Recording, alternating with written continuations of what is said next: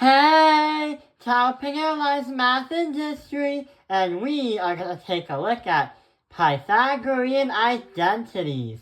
So what we're going to be doing is we're going to be advancing our pre-calculus skills, specifically in the trigonometry unit. So here's what happens. So in the past, there are many things that we've learned about. We've learned about the unit circle, the trigonomic functions sine, cosine, tangent with thetas, but we've also learned about their reciprocals, or should I say their inverses. But there's one more thing that's on here that we didn't talk about in the pre-calculus unit. Yeah, this equation right here, we haven't seen it yet in the pre-calculus unit. So what is that equation? It's x squared plus y squared equals r squared. Well, what happens is that is the equation to graph a perfect circle on an xy plane.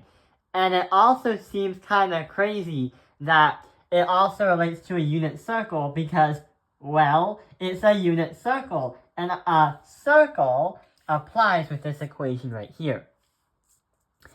The reason why it's like that is if you were to graph a circle on a graph, it wouldn't be a function, because if you try the vertical line test, it doesn't work because 2 points are on the same side of the y-axis.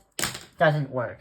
So what we're going to do is say, well, what happens if we want to apply this equation with these equations and try to merge them together?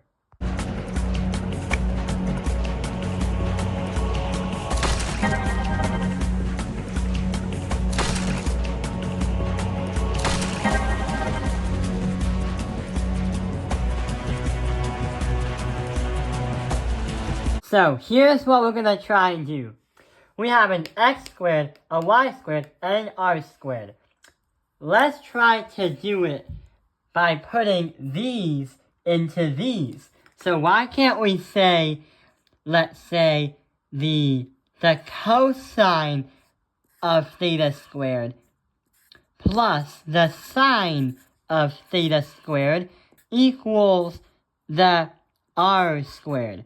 Well, can we do it like that? Well, the r squared in this case scenario is going to represent 1 because we're talking about a unit circle. But there is a problem. Just like how there's grammar with mathematics, grammar like English, how if you spell the word they, it's not an actual word, but if you spell the word with they as an E, it works. In this case scenario, it doesn't work. You can't really do that because it changes the whole mathematics, because the squares are supposed to come before the thetas. So it's going to be the cosine squared of theta plus the sine squared of theta is going to equal 1. So here is our first equation. We remodeled it right after this one, the circle equation. But this one actually has a name. What is it? Yeah, this equation right here is similar to the equation a squared plus b squared equals c squared. And that is going to represent the Pythagorean theorem of a right triangle. You have a, b, and c. So what is this called? Yeah, this equation right here is going to be called the Pythagorean identity.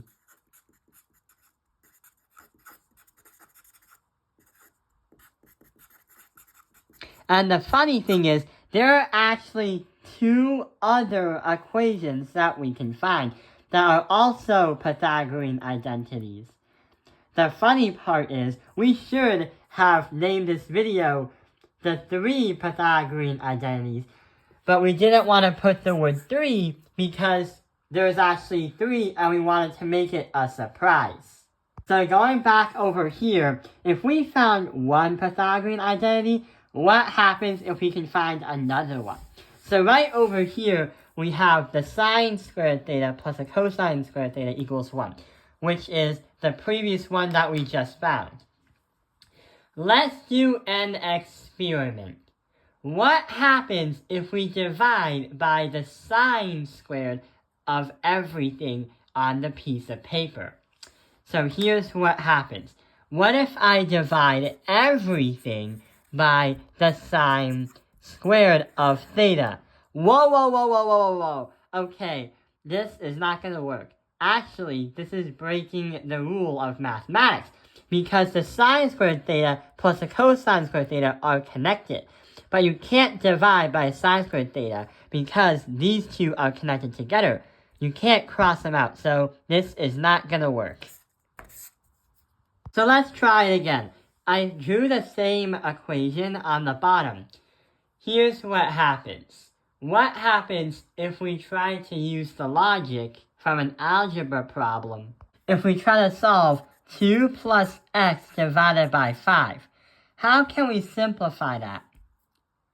Well, we can simplify it to say 2 divided by 5 plus x divided by 5. We gotta do the same exact logic for this. So instead of dividing everything at the same time, we must divide everything in different parts.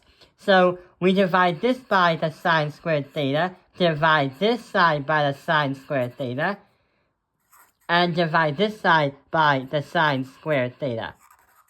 So we know that these two are going to cancel out and become 1. The cosine squared theta divided by the sine squared theta, what is that going to be? Well, if we take a look at the unit circle, something might catch your eye. Yeah, if you take a look at the cotangent of theta, it's going to equal the cosine of theta divided by the sine of theta. So right over here, since it's being squared, we're going to say that these two are going to be simplified to the cotangent squared of theta. So that is a lot, and that makes a lot of sense. But what about the last one? What does it equal to? If we do 1 divided by the sine squared theta, what is that going to bring us to? Well, if we take a look at this part again, what can we use? Yeah, if we take a look at the cosecant of theta, we get 1 divided by the sine of theta. So what happens is we say the CSC squared theta. So right over here, this new equation that we formed is our second Pythagorean identity. It's really important to reference the trigonometric functions right here, and the inverses, because you can help simplify them down to find a Pythagorean identity. The reason why we're learning about these is because we're trying to use them for higher level math and critical thinking that we might need in the next few math videos. Let's take a look at one more Pythagorean identity. So right here, we have the exact same problem from the beginning. But instead of doing the sine, what happens if we divide everything by the cosine? So divide everything, not at the same time, but in different parts, by the cosine of squared theta. And let's see what happens. So we have the sine squared theta divided by the cosine squared theta. What can we do about that? Going back to the unit circle and the trigonometric functions.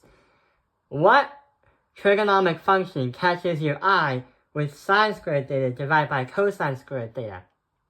Yeah, if you take a look at the cotangent, you have the cosine theta divided by the sine theta. But it's the opposite. So the inverse of a cotangent is a tangent. So right over here, we're going to say just the tangent squared, because it's the opposite. Now we have to add by. These two cancel out because it's going to equal 1. But what does it equal to? 1 divided by cosine squared theta? Let's go back to the reference again. So which trigonometric function catches your eye when you do 1 divided by the cosine of theta? Yeah, if you do 1 divided by the cosine of theta, you get the secant. So right over here, we're going to write over here, SEC, the secant squared theta. But also, we forgot to write the tangent squared theta right here. Make sure you have the thetas right after the trigonometric function, because your teacher might not know what kind of tangent you're looking for, because it's different on each calculator. So we have found all the 3 trigonometric things, the Pythagorean identities. The standard one is number 1 right here, right there. We found the second one by dividing by the sine. And we've also found the third one dividing by the cosine. The third one is going to be circled right here. So remember, these equations are going to be helpful for future math videos and advance our higher level thinking. I hope this video has helped you understand the 3 Pythagorean identities. Thank you for watching Taopinger Life's Math Industry. Like and subscribe. And remember, don't forget the trigonometric functions, because it will help you function in pre-calculus.